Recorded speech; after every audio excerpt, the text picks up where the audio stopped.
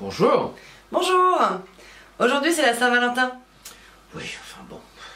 C'est l'occasion de se poser la question des différences et des similarités entre la séduction des hommes et la séduction des femmes. Et c'est pour ça que nous avons interviewé un coach en séduction. Gwenaël Jégou, qui est également love coach. Et on a essayé de trouver des femmes qui faisaient le même métier. Mais on n'en a pas vraiment trouvé. Donc ce sera lui qui parlera et qui nous dira quelles étaient ses observations sur le sujet. Voilà. On regarde la vidéo, l'interview? Ah oui. Allez, c'est parti.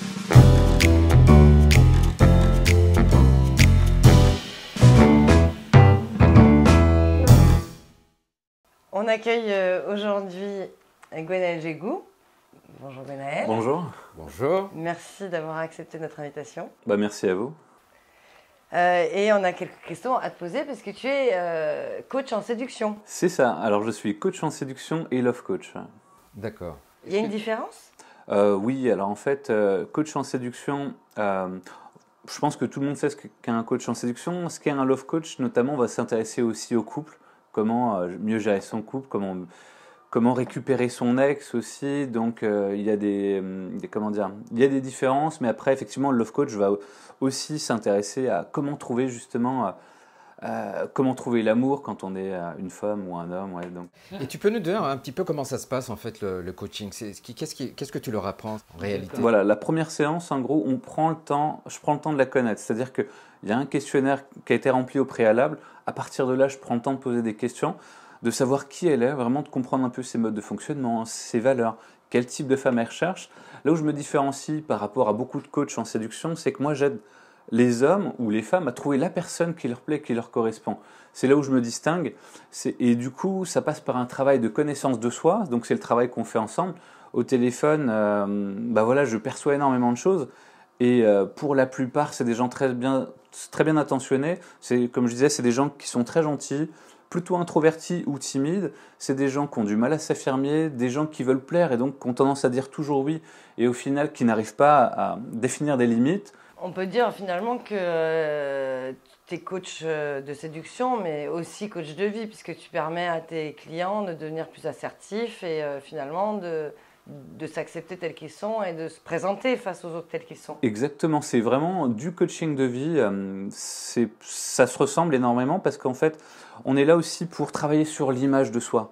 En fait, on ne peut pas aimer les autres tant qu'on ne s'aime pas soi-même et souvent les gens timides, en tout cas les gens qui viennent me voir, ont une très faible estime d'eux, n'ont pas assez confiance, ils n'osent pas entreprendre parce qu'ils ont une très mauvaise perception d'eux en fait. Et donc l'idée, effectivement, ça rejoint le coaching de vie, c'est qu'on va travailler sur la perception qu'on a de soi-même. Et du coup, on parlait des profils de tes clients. Tu nous disais que c'était une majorité de gens timides ou introvertis. En proportion, tu pourrais nous dire quoi à peu près? Est-ce que tu as des gens aussi qui sont sur deux et qui ont besoin de tes conseils quand même? Ça, et puis l'âge, voilà. Et puis il y a des femmes aussi. Les classes sociales, est-ce que c'est des chefs d'entreprise ou des jeunes étudiants? Enfin voilà, quel profil? D'accord. Alors en fait, en tranche d'âge, ça va de 18 à 60 ans. Carrément. Oui, oui. Le plus souvent, ce que je retrouve le plus souvent, c'est entre 25 et 45. Ça, c'est les profils que je retrouve le plus souvent, notamment chez les hommes en tout cas. Et c'est toute catégorie sociale confondue. Je peux très bien amener à coacher des chefs d'entreprise que des salariés. Ça m'est arrivé de coacher justement des hommes qui n'avaient pas du tout de travail. C'est vraiment ça, je dirais. En sachant qu'il y a quand même des professions qui reviennent plus souvent. C'est-à-dire? Informaticien, non? Informaticien, exactement. Informaticien, policier, gendarme. Et donc, est-ce qu'ils sont plutôt timides? Comment ça se passe? Pourquoi ils sont là? Pourquoi? Oui, concrètement, c'est des personnes timides pour la plupart. Alors, ça m'est arrivé de coacher des personnes qui avaient une très bonne aisance relationnelle, qui avaient des blocages, mais en général, il leur manque pas grand-chose à ces personnes. Mais effectivement, c'est des gens qui sont plutôt timides, qui n'arrivent pas à aller au contact de l'autre. On devrait dire non quand on n'a pas envie, on va dire oui juste pour plaire. Et en fait, voilà, le problème des fois de chercher trop à séduire, c'est qu'on oublie qui on est finalement et on oublie parfois d'être sincère et de dire ce qu'on pense vraiment. Ouais. Et c'est ça que j'enseigne justement dans le coaching, c'est apprendre à être authentique, à être vrai et à être séduisant tout en respectant l'autre. Pour moi, il y a des valeurs qui sont fondamentales dans le coaching. C'est le respect, c'est la bienveillance, c'est cette sincérité, cette honnêteté. Ouais. Qu'est-ce qu'ils recherchent en général? Parce que là, tu parles de timidité principalement, etc. Ils recherchent un coup d'un soir, ils recherchent l'amour de leur vie, une relation durable. C'est quoi aussi en termes de proportion Alors, en ce qui me concerne moi, vu que je suis très axé quand même sur trouver la personne qui vous plaît, qui vous correspond, ça va être globalement à peu près 70% qui viennent me voir, d'hommes ou de femmes, dans le but de trouver justement une personne qui leur plaît. Et sur les 30% restants, souvent, c'est des personnes qui sont très jeunes, qui vont avoisiner les 20-25 ans, qui n'ont aucune expérience. Et justement, ils sont là aussi pour découvrir. Et ils ne sont pas prêts à se poser parce que, enfin voilà, c'est parce qu'ils ne sont pas prêts tout simplement. Oui. Est-ce que tu as des femmes qui font appel à toi et qui te demandent de les aider dans leur recherche? C'est un peu la question qu'on se pose aujourd'hui. Pourquoi les femmes ne draguent pas donc, Oui, alors effectivement, j'ai des femmes qui viennent me voir, pas forcément pour les mêmes raisons que les hommes. Donc dans les femmes qui viennent me voir, j'ai notamment des femmes qui ont à peu près 35 ans, des fois 37, 38, et enfin, voilà, qui n'ont pas trouvé la personne qui leur plaît. Et là, elles sont un peu en urgence parce qu'elles ont envie d'avoir des enfants. Il y a l'horloge qui tourne. Et du coup, voilà, je suis un peu des fois comment dire, celui qui va les sauver au dernier moment. Donc elles ont soit le choix de faire une FIV, ou soit le choix de faire appel à un coach. Et donc du coup, voilà, c'est des fois des femmes qui viennent me voir pour ça. D'autres, elles viennent me voir aussi parce que elles savent pas du tout, elles comprennent pas du tout les hommes. Voilà, elles me le disent clairement, voilà, je ne comprends pas.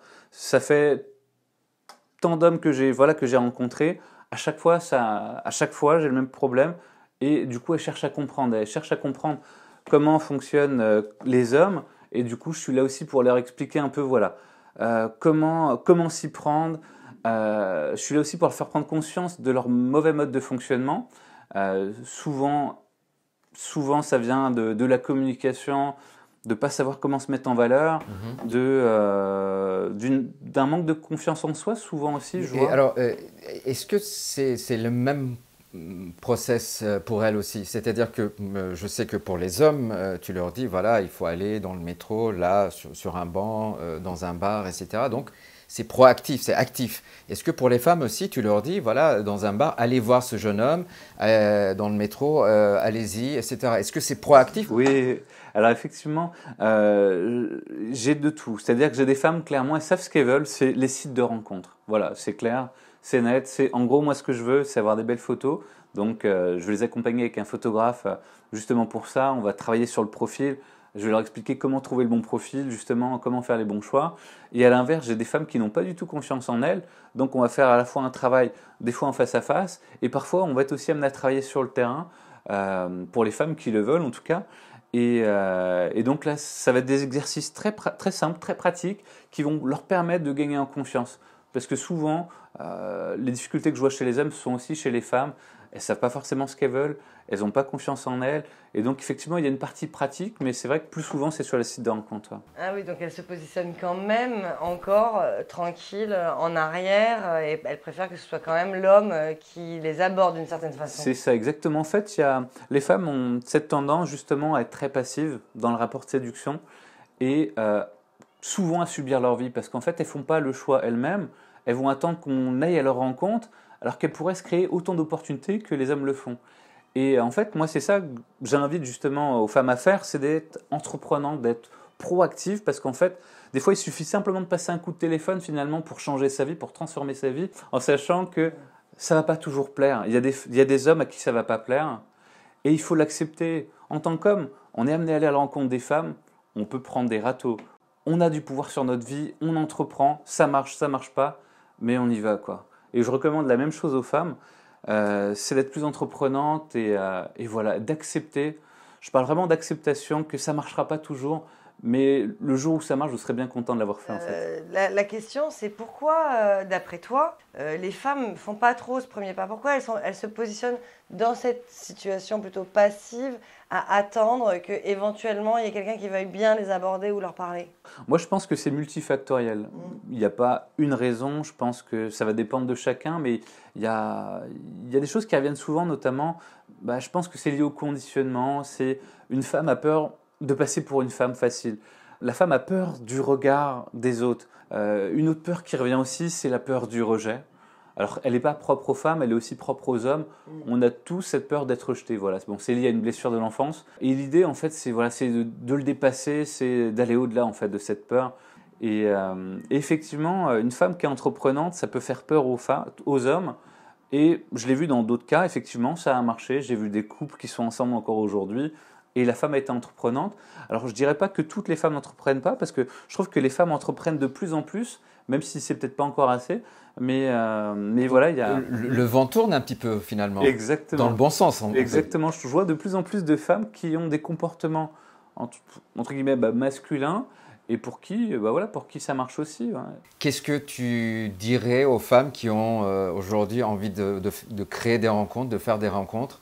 Ce que je pourrais vous dire, c'est tout simplement d'oser, vraiment d'oser, de passer à l'action. Ça peut être simplement prendre son téléphone et passer un coup de fil.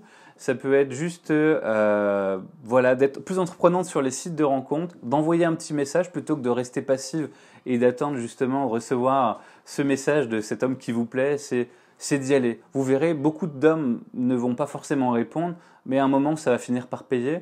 Et pour les femmes qui n'ont pas assez confiance en elles, je dirais, faites un coaching, ça peut vous faire gagner des années. Ouais. Peut-être venir chez toi. Avec grand plaisir. Tu peux nous rappeler ton site ou comment te contacter? Alors, mon site, c'est Gwen Love Coach, gwen-lovecoach.com. Je peux les accompagner vraiment sur tous les terrains. Aujourd'hui, je travaille aussi bien en journée, en soirée, sur les sites de rencontres, relooking. Donc voilà, si vous voulez venir, vous êtes les bienvenus. Merci à toi. Merci beaucoup, Gwenaël, d'avoir accepté notre invitation. Merci à vous pour cet échange. Au plaisir. Je suis vraiment surpris de voir qu'il y a quand même des femmes qui s'intéressent pour être coachées en séduction. C'est vrai que c'est intéressant de voir que les femmes commencent à faire le premier pas et prennent un peu plus les devants et prennent leur destin en main. Maintenant, ça reste encore timide puisqu'elles vont sur des sites de rencontres, donc à un endroit où on les attend. Oui, mais c'est un début d'évolution. Et en plus, la responsabilité de faire le premier pas n'incombera plus exclusivement aux hommes. C'est vrai, et ça, c'est un bon point. Exactement. À bientôt. À bientôt.